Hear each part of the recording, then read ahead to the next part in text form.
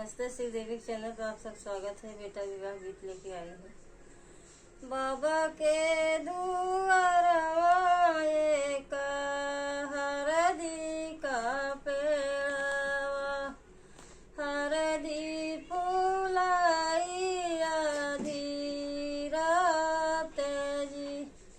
बाबा के दुआरवा एक हरदी का पेड़वा, हरदी फूलाई आधी रात जी।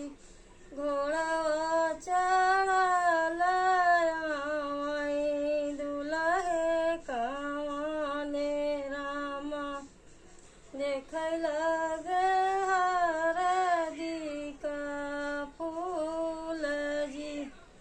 ई है हरदिया हम चोराई लाई जाबै, रंगीले वही पगड़ी रूमाल जी।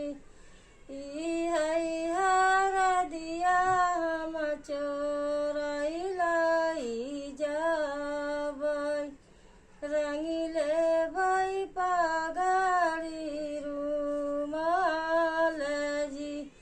इतनी बचन सुनी बेटी हो कमानी दे, उठी पिछौरा झराई जी। ई है हरदिया हमारे भैया का खेलाना, भौजी जाना मामा के बाज जी। ई है हरदिया हमारे भैया का खेलाना, भौजी जाना मामा के बाज जी।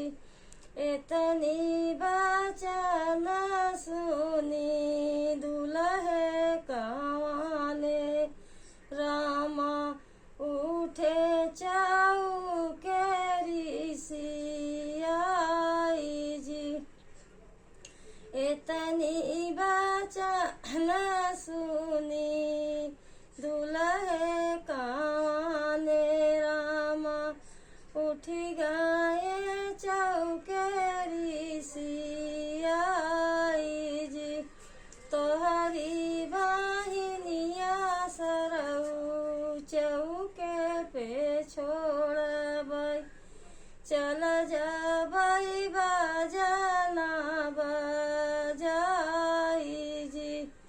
तोहरी बहिनिया सरऊ चौके पे छोड़बै, कैले बै दूसरा बियाह जी।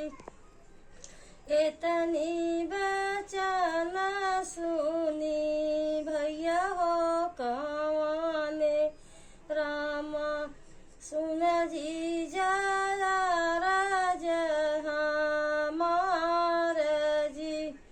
हमारी